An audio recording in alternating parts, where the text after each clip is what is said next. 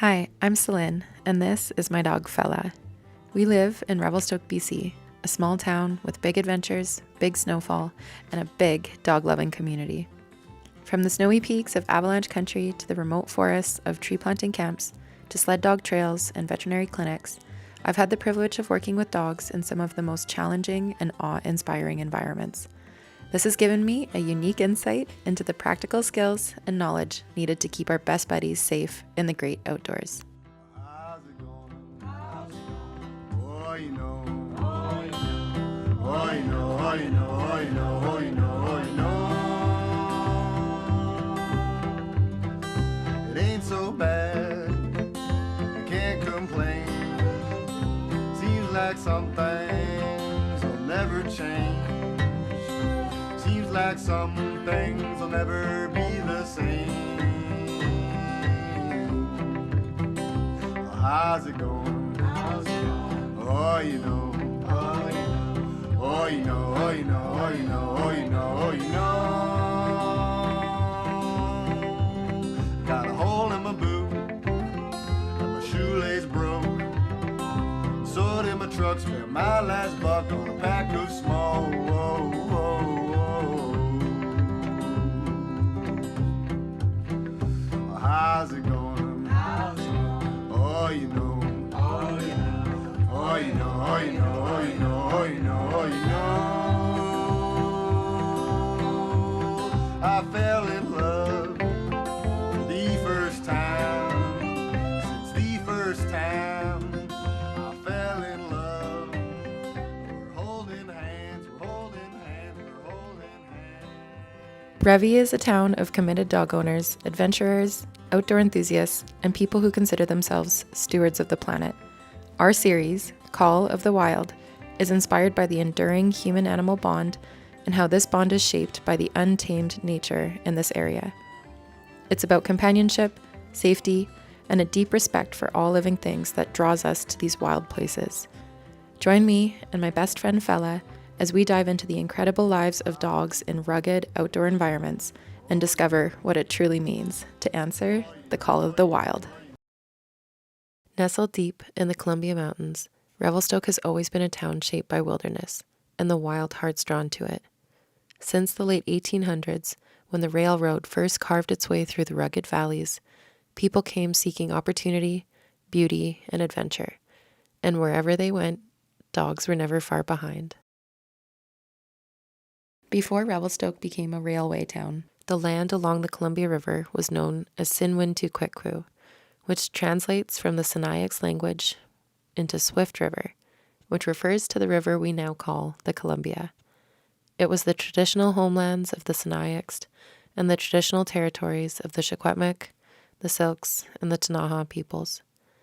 These nations have stewarded this region for thousands of years, their histories deeply intertwined with the rhythms of the river and the land. Farther east, in the heart of Treaty 6 territory, lies Maskwacîs, Alberta, a community made up of 4 proud Cree nations, Ermineskin, Samson, Louisville, and Montana. This fall, I had the honor of volunteering with the Canadian Animal Task Force during a spay-and-neuter clinic in Maskwacîs, Alberta. For days, we worked alongside the community, offering wellness care, vaccinations, and spay and neuter services to hundreds of dogs and cats. Maskwacîs means bare hills in Cree, and like the name suggests, it's a place of deep strength and connection to land, spirit, and kinship. Across Canada, from remote communities to busy city streets, dogs are deeply woven into the fabric of our lives. In this episode, we shine a light on the people working tirelessly behind the scenes, volunteers with the Canadian Animal Task Force, local shelters, rescue groups, and everyday guardians who step up, show up, and care no matter where they are.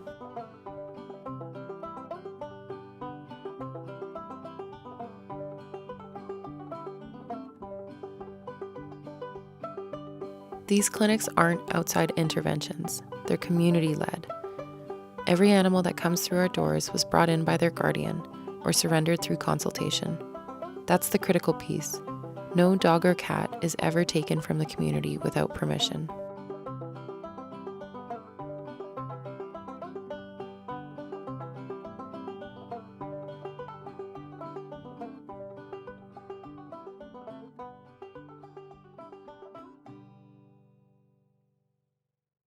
Today we're in Maskwacîs and we are running a clinic with the Canadian Animal Task Force. My name is Dr. Savannah House and I'm the responsible veterinarian at the clinic here in Maskwacîs today. We have 14 surgery tables running, which is actually the highest number of surgeons at one time that our organization has done. Our target goal is around ideally 600 to 700 animals going through this building. So one of our biggest impacts is giving the community members the opportunity to keep their animals in their homes and to keep their pets. So that's really our goal, which is different from the goals of other organizations. Our goal is really to provide owners with the resources so that they can continue to care for their animals. And so the importance of that is that we're fostering the human-animal bond. So we really want to keep community members in the community because that's who the Rez Dogs are. They're truly members of the community. They belong here. They have a role to play here. And it's really satisfying to be able to provide them with the services that makes it for a healthy community for everybody, a healthy and safer community, because we're targeting things like bite prevention. We're working on things such as disease outbreaks. Zoonotic disease control is also important. So all of these pieces come together to really try to, as our motto says, we're helping people and helping animals at the same time. When you take a One Health approach, you're really looking through this lens that's much more holistic and is looking at the picture as a whole. And you're taking a step back and you're seeing how are all these pieces fitting together and how do we get organizations that are typically very fragmented and independent, how do we get them to work together as a cohesive unit? And so we really operate at that intersection of human health, animal health, and it's all playing a role together. And one thing that I've really come to appreciate over the years of working with First Nations communities is how unique reservation dogs are. And that I think they really are actually some of the most well-adjusted dogs that I've met. So they have excellent social skills. They're really good community members in that they get along with the people, they get along with dogs, they fulfill their role of being guard animals and providing wisdom for the people in the community about better ways of living their own lives. And to find an organization that truly works with the dogs as opposed to treating them as a problem, I think is very important and something that I would like to see more of. I've been volunteering with the Canadian Animal Task Force for 8 years, jumping in wherever I'm needed. Dog care, cleaning kennels, intake, and reception. But my main role is surgery scribe, assisting the veterinarian with anesthesia and surgery records. With that experience, I now help train new scribes, giving them the weekend rundown and making sure they feel supported. In these clinics, every role matters, and sharing what I've learned is one way I give back to this incredible volunteer community. The task force exemplifies a compassionate, community-driven approach to animal welfare, ensuring both animals and their human companions receive the support they need. The task force high-volume spay and neuter clinics are a cornerstone of their efforts, having sterilized over 24,000 cats and dogs. These clinics, often set up directly within communities, provide essential services such as vaccinations, deworming, and tattoos for identification, significantly reducing overpopulation and improving animal health. The care of each individual animal is of the utmost importance for the task force. Every dog and cat brought in was either owned, surrendered with consent, or brought by someone who cared deeply for their well-being. And just as the volunteers traveled from across Western Canada to help, so did the community step up. People offered their time, their spaces, and their support. My friend Stephanie is one of those people. She spent her weekend cooking warm meals for the team, and she welcomed me into her home on the Rez without hesitation. Her generosity, like so many others in the community, reminded me that this work is never one-sided. It's a collaboration. Not enough people are adopting. Yeah. And then everything just jams right up. We've got wait lists. It's a challenge in Alberta, and the longer we've got dogs in shelter that have been there for over a year, and the longer they're in there, the less likely their behaviors are going to be able to be more social. So that's another challenge, right? But we've got thousands of kittens if anybody would like to adopt a kitten. Inside the surrender room, I'm assessing the dogs scheduled for transport, each one cleared for travel and awaiting placement in foster care. So this is one of the guys that we're bringing back to BC with us. He doesn't have a name, so we're open to some suggestions, but he's a really sweet young guy. He's quite skinny. Seems like he might have some tummy problems, some diarrhea, so we'll make sure that we'll get that looked at when he gets back into foster care. He's very sweet. Good. So this is our next puppy. It looks like she might have knocked her water bowl over in her crate. She's a young shepherd collie cross. Another little skinny one. But we think we might already have an adopter for her, so that's really exciting. So she's coming with us too, okay? Wow, good girl. Nice. So we're just gonna take a quick bathroom and sunshine break before we hit the road. We got a long drive ahead of us with a lot of dogs, so we'll just make sure everyone get a chance to get some fresh air and pee and poo, and then we'll be on the road with their vaccine certificate onto their new homes. And that's Lanky Boy. I don't know what his name is quite yet, but Thing one Thing One for now. Dog ownership on the Rez looks different. Many dogs live free roaming, semi-owned lives, moving between homes, sharing space with extended family, and exploring the land. So we got a mom and two babies. I don't know if they're boys or girls actually. One boy, one girl. Girl, boy. Girl, boy, mom. Okay. And the girl is chubby and the boy is skinny. We're gonna go to BC. You like it there. You gotta put some meat on your bones though. It's gonna get cold soon. They may not sleep at the foot of someone's bed, but they are still cared for. Removing a dog without understanding that context is not rescue, it's harmful intervention. The task force gets this. Their work is built on respect, relationships, and long-term partnership. It's not just about preventing unwanted litters, it's about honoring the bond between people and animals in all its forms. She was bit by a dog, but it's superficial. Awesome. I'm One more getting puppy. The other two. So we have 1, 2, 3, 4, 9, 10, 11, 12, 13. We're gonna have 15 total. That will be our grand total. That's exciting. When the clinic wrapped, I helped with the rescue transport, loading up as many dogs and puppies as I could safely fit in my truck. Each one had a name, a story, and soon, a foster home waiting in British Columbia. But even then, it wasn't about saving the dogs from the Rez. It's about supporting the guardians who have already made the brave choice to surrender them for their health and future.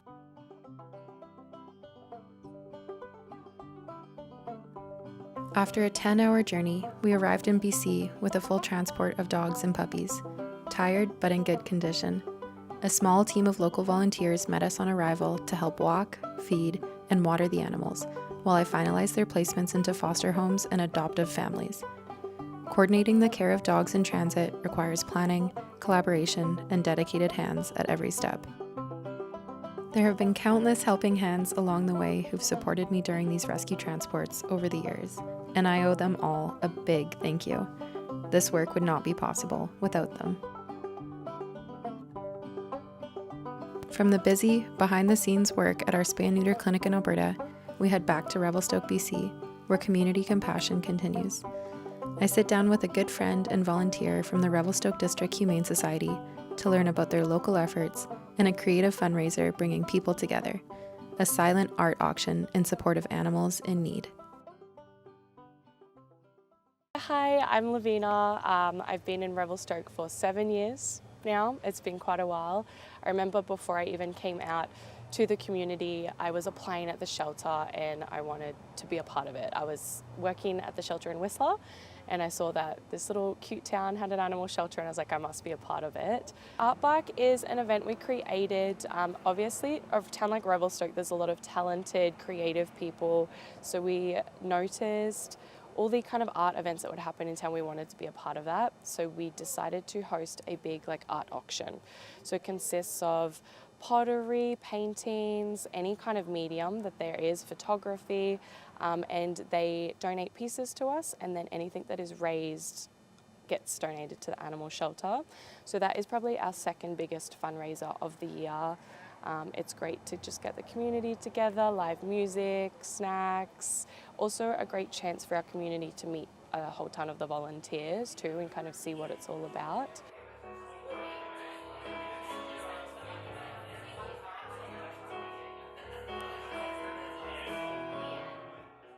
Our biggest fundraiser of the year though is Pictures with Santa. At Christmas time for the whole community, we do pictures with the kids, the animals, anyone can come, and that's like a whole lot of fun. We have had everything from like donkeys to small rats, like chihuahuas, like pigs, like anything and everything you can think of. Just 2 nights ago there was a cat that was found, something was seriously wrong. Sometimes, instantly we're not sure, car accident, what's going on.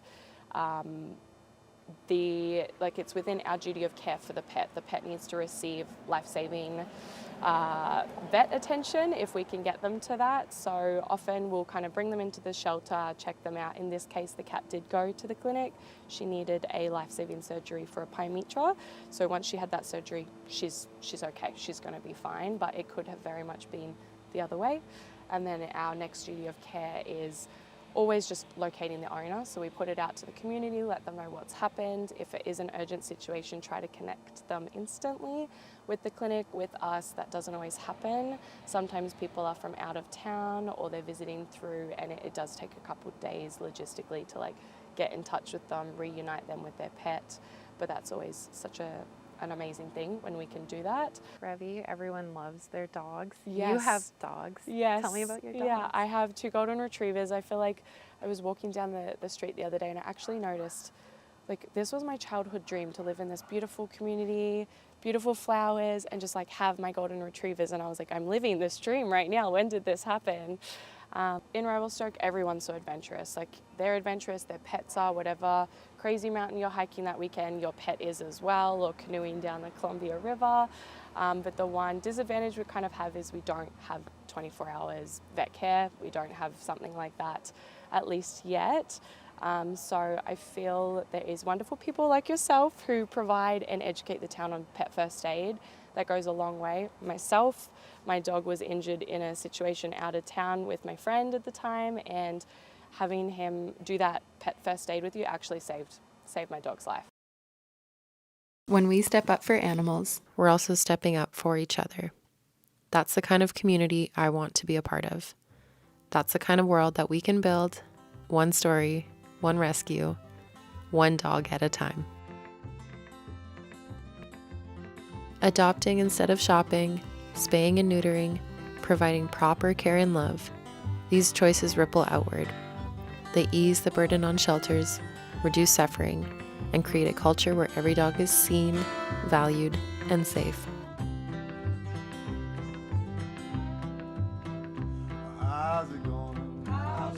On warm days, you'll often find us walking through downtown Revelstoke, past historic storefronts, iconic mountain ranges, and dogs just about everywhere you look.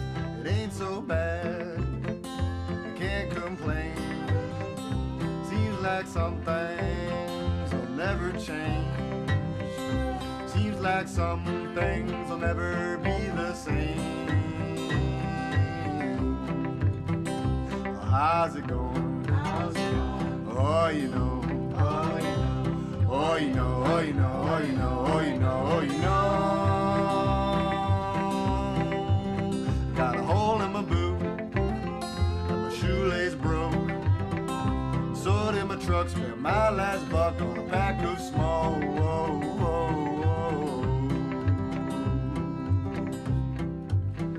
whoa. How's it going? Oh, you know. Oh, you know, oh, you know, oh, you know, oh, you know, oh, you know. I fell in love for the first time. Since the first time I fell in love. We're holding hands, we're holding hands, we're holding hands. Today, I stopped by the Sugar Shack, not just for the best ice cream in town, but to visit my dear friend Amy. It was her encouragement that inspired me to apply for the grant that made this series possible. Her belief in me sparked a journey to tell the story of these dogs and their adventures and all the resilient people who walk beside them.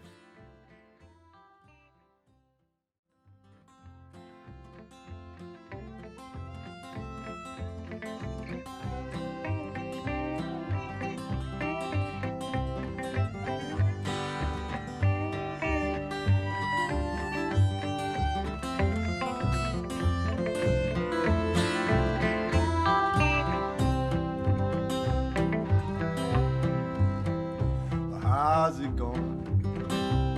Oh, you know. Oh, you know, oh, you know, oh, you know, oh, you know, oh, you know. The girl of my dreams, she don't love me anymore. And my best friend is dead. He didn't make Rescuing dogs and supporting spay-neuter clinics is about more than just individual stories. It's about addressing root causes and building systems of care that are sustainable, humane, and community-led. It takes more than compassion. It takes advocacy, education, and the will to challenge the status quo. This work matters to me because I believe every community deserves the tools, support, and resources to care for its animals. When we invest in prevention, collaboration, and long-term solutions, we create lasting change, not just for the dogs, but for the people who love and live alongside them. We've come a long ways. We've had some hard times. There's been some good days. We've lost some good friends. But we gon' be, oh, you know, oh, you know. Oh, you know, oh, you know,